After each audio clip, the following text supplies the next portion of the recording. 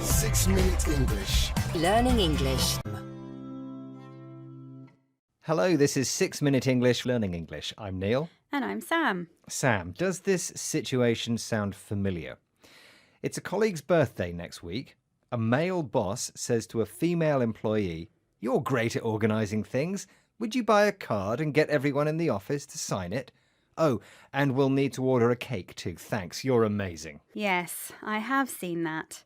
A male boss asks a woman to do all the jobs that keep the office running, but do nothing to advance her career or improve her chances of promotion.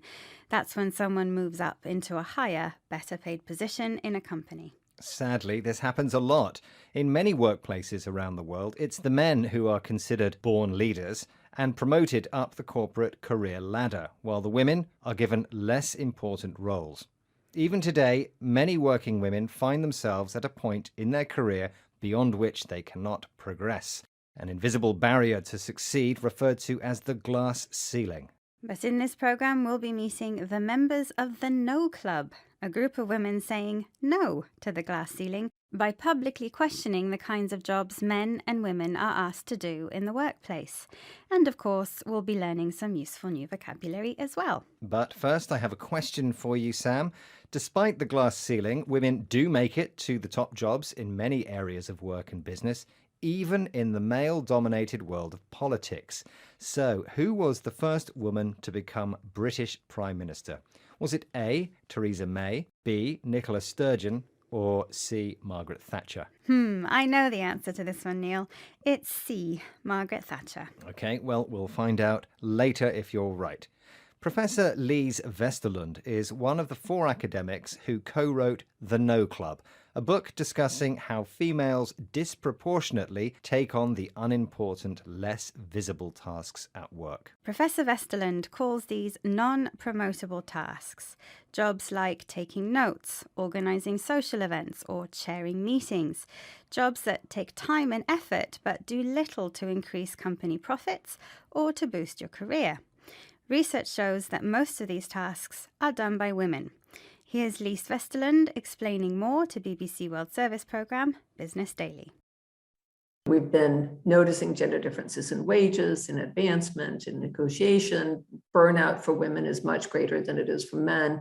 Their dissatisfaction with their work is much greater. And we've been trying to sort of address all these objectives with lots of different methods and techniques. And what is interesting about the non-promotable work is that it sort of in a very structural sense contributes to all of those differences.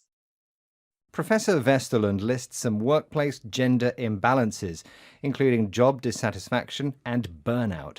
That's tiredness and exhaustion caused by working too hard. Many of these issues are made worse by non-promotable tasks. Natalie Quayle agrees. Natalie started her successful dental cosmetics company, Smile Time, after winning a business competition on the TV show Dragon's Den. Here she tells BBC World Service's Business Daily about her experience of being asked to take on non-promotable tasks in her work as a trainee solicitor.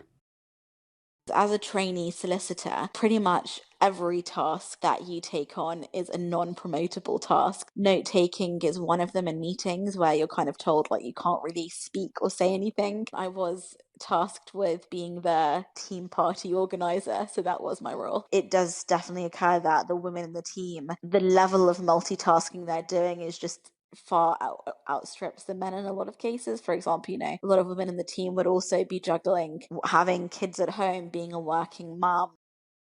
Natalie found herself doing non-promotable tasks. She thinks many women in the workplace are expected to be good at multitasking, doing more than one thing at the same time. For working mums who are raising a family as well as developing careers at work, this involves some juggling, trying to manage your life when you're involved in many different activities, which all demand your time. In the 40 years since the term glass ceiling was invented, it seems not much has changed for working women. But there is some good news. The number of female managers and women working in jobs traditionally seen as male has increased dramatically. And those companies where getting promotion is based on ability, not gender, have benefited from talented, hard-working female leaders.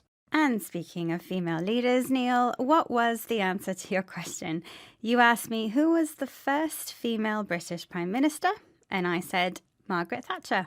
Was I right? You were right. Mrs. Thatcher, nicknamed the Iron Lady, became Prime Minister in May 1979, the first woman to break the political glass ceiling in the UK, an invisible barrier to advancing in your career.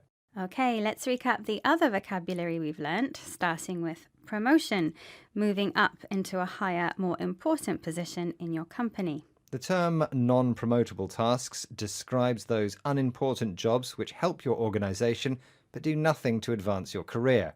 They are often given to women. If you have burnout, you're exhausted from working too hard. Multitasking is the ability to do several things at the same time. And finally, juggling involves managing many different activities which all demand your time. We've managed our time pretty well so far, but now our 6 minutes are up. Bye for now. Bye. 6 Minute English.